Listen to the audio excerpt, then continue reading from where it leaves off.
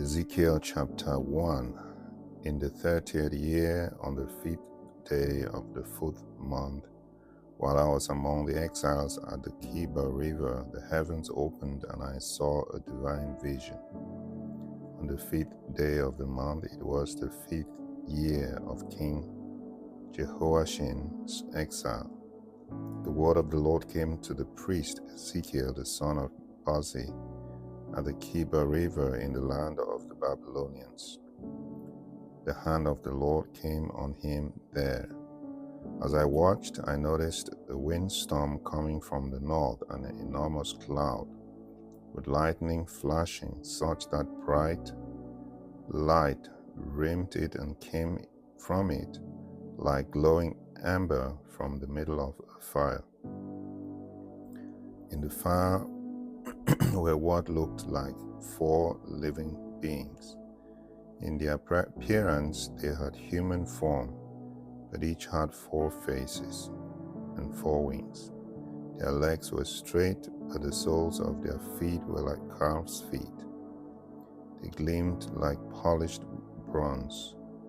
They had human hands under their wings on their 4 sides. As for the faces and wings of the 4 of them, their wings touched each other. They did not turn as they moved, but went straight ahead. Their faces had this appearance. Each of the 4 had the face of a man, with the face of a lion on the right, the face of an ox on the left, and also the face of an eagle. Their wings were spread out above them. Each had 2 wings touching the wings of one of the other beings on either side, and 2 wings covering their bodies. Each moved straight ahead. Wherever the Spirit would go, they would go, without turning as they went. In the middle of the living beings was something like burning coals of fire, or like torches. It moved back and forth among the living beings.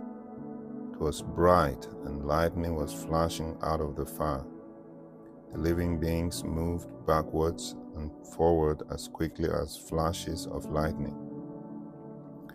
Then I looked and saw 1 wheel on the ground besides each of the 4 beings.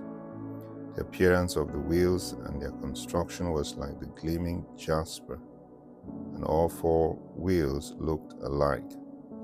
Their structure was like a wheel within a wheel. When they moved, they would go in any of the 4 directions they faced without turning as they moved. Their rims were high and awesome, and their rims of all 4 wheels were full of eyes all around. When the living beings moved, the wheels besides them moved. When the living beings rose up from the ground, the wheels rose up too. Wherever the Spirit would go, they would go. The wheels would rise up besides them, because the Spirit of the living being was in the wheel. When the living beings moved, the wheels moved, and when they stopped moving, the wheels stopped. When they rose up from the ground, the wheels rose up from the ground. When the wheels rose up besides them, because the Spirit of the Lord, or the Spirit of the living being, was in the wheel. Over the heads of the living beings was something like a platform, glittering awesomely like eyes, stretched out over their heads. Under the platform, their wings were stretched out, each towards the other. Each of the beings also had 2 wings covering its body. When they moved, I heard the sound of their wings. It was like the sound of rushing waters, or the voice of the Almighty, or the tumult of an army. When they stood still, they lowered their wings. Then there was a voice from above the platform over their heads when they stood still. Above the platform over their heads was something like a sapphire shaped like a throne. High above on the throne was a form that appeared to be a man. I saw an amber glow like a fire enclosed all around from his waist up. From his waist down I saw something that looked like fire. There was a brilliant light around it, like the appearance of a rainbow in the clouds after the rain. This was the appearance of the surrounding brilliant light. It looked like the glory of God. When I saw it, I threw myself face down and heard a voice speaking. Ezekiel chapter 2. He said to me, "Son of man, stand up on your feet, and I will speak with you." As he spoke with me, a wind came into me and stood me on my feet, and I heard the one speaking to me. He said to me, "Son of man, I am sending you to the house of Israel, to rebellious nations who have rebelled against me. Both they and their fathers have revolted against me to this very day. The people to whom I'm sending you are obstinate and hard-hearted, and you must say to them, 'This is what the sovereign Lord says.' And as for them, whether they listen or not, for they are a rebellious house, they will know that a prophet has been among them. But you, son of man, do not fear them, and do not fear their words, even though briars and thorns surround you, and you live among scorpions. Do not fear their words, and do not be terrified of the looks they give you, for they are a rebellious house. You must speak my words to them whether they listen or not, for they are rebellious. As for you, son of man, listen to what I'm saying to you. Do not rebel like the rebellious house. Open your mouth and eat what I'm giving you." Then I looked and realized a hand was stretched out to me, and it was a written scroll. He unrolled it before me, and it had writing on the front and back. Written on it were laments, mourning, and woe. Ezekiel chapter 3. He said to me, "Son of man, eat what you see in front of you. Eat this scroll, and then go and speak to the house of Israel." So I opened my mouth, and he fed me the scroll. He said to me, "Son of man, feed your stomach and fill your belly with this scroll I'm giving to you." So I ate it, and it was sweet like honey in my mouth.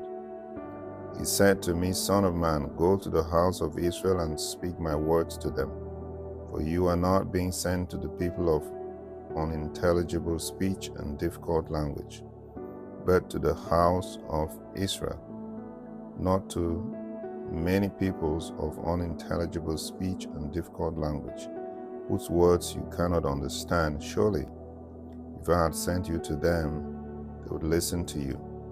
But the house of Israel is unwilling to listen to you, because they are willing to listen to me. They are not willing to listen to me. For the whole house of Israel is hard-headed and hard-hearted. I have made your face adamant to match their faces, and your forehead hard to match their foreheads. I've made your forehead harder than flint, like diamond. Do not fear them or be terrified of the looks they give you, for they are a rebellious house. And he said to me, "Son of man, take all my words that I speak to you to heart and listen carefully. Go to the exiles, to your fellow countrymen, and speak to them. Say to them, 'This is what the sovereign Lord says,' whether they pay attention or not." Then a wind lifted me up, and I heard a great rumbling sound behind me as the glory of the Lord rose from its place, and the sound of the living beings' wings brushing against each other, and the sound of the wheels along them, a great rumbling sound. The wind lifted me up and carried me away. I went bitterly, my spirit full of fury, and the hand of the Lord rested powerfully on me. I came to the exiles at Tel Abib, who lived by the Kibar River. I sat dumbfounded among them there, where they were living for 7 days. At the end of the 7 days, the word of the Lord came to me. Son of man, I have appointed you a watchman for the house of Israel. Whether you hear a word from my mouth, you must give them a warning from me. Or whenever you hear a word from my mouth, you must give them a warning from me. Then I say to the wicked, you will certainly die, and you do not warn them. You do not speak out to warn the wicked to turn from their wicked deed and wicked lifestyle so that he may live. That wicked person will die for his iniquity, but I will hold you accountable for his death. But as for you, if you warn the wicked and he does not turn from his wicked deed and from his wicked lifestyle, he will die for his iniquity, but you will have saved your own life. When a righteous person turns from his righteousness and commits iniquity, and I set an obstacle before him, he will die. If you have not warned him, he will die for his sins. The righteous deeds he performed will not be considered, but I will hold you accountable for his death. However, if you warn the righteous person not to sin, and he does not sin, he will certainly live because he was warned, and you will have saved your own life. The hand of the Lord rested on me there, and he said to me, Get up, go out to the valley, and I will speak with you there. So I got up and went out to the valley, and the glory of the Lord was standing there, just like the glory I had seen by the Kiba River, and I threw myself face down.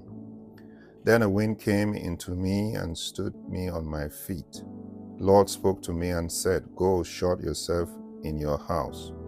As for you, son of man, they will put ropes on you and tie you up with them, so you cannot go out among them. I will make your tongue stick to the roof of your mouth, so that you will be silent and unable to reprove them, for they are a rebellious house. But when I speak with you, I will loosen your tongue, and you must say to them, This is what the sovereign Lord says. Those who listen will listen, but the indifferent will refuse, for they are a rebellious house. Ezekiel chapter 4. And you, son of man, take a brick and set it in front of you. Inscribe a city on it, Jerusalem. Lay siege to it, build siege works against it, erect a siege ramp against it, post soldiers outside it, and station battering rams around it. Then for your part take an iron frying pan and set it up as an iron wall between you and the city. Set your face towards it. It is to be under siege. You are to besiege it. This is a sign for the house of Israel. Also for your part lie on your left side, and place the iniquity of the house of Israel on it. For the number of days you lie on your side, you will bear their iniquity. I have determined that the number of the years of their iniquity are to be the number of days for you, 390 days. So bear the iniquity of the house of Israel. When you have completed these days, then lie down a second time, but on your right side, and bear the iniquity of the house of Judah 40 days. I have assigned 1 day for each year. You must turn your face towards the siege of Jerusalem with your arm bared and prophesy against it. Look here, I will tie you up with ropes, so you cannot turn from one side to the other, until you complete the days of your siege. As for you, take wheat, barley, beans, lentils, millet, and spelt, put them in a single container, and make food from them for yourself. For the same number of days that you lie on your side, 390 days, you will eat it. The food you eat will be 8 ounces a day by weight. You must eat it at fixed times, and you must drink water by measure, a pint and a half. You must drink it at fixed times, and you must eat the food like you would a barley cake. You must bake it in front of them over a fire made and dried human excrement. And the Lord said, "This is how the people of Israel will eat their unclean food among the nations where I will banish them." And I said, "Ah, sovereign Lord, I have never been ceremonially defiled before. I have never eaten a carcass or an animal torn by wild beasts. From my youth up, unclean meat has never entered my mouth." So he said to me, "All right then, I will substitute cow's manure instead of human excrement. You will cook your food over it." Then he said to me, "Son of man, I'm about to remove the bread supply in Jerusalem. They will eat their bread racial anxiously, and they will drink their water ratio in terror, because they will lack bread and water. Each one will be terrified, and they will rot for their iniquity.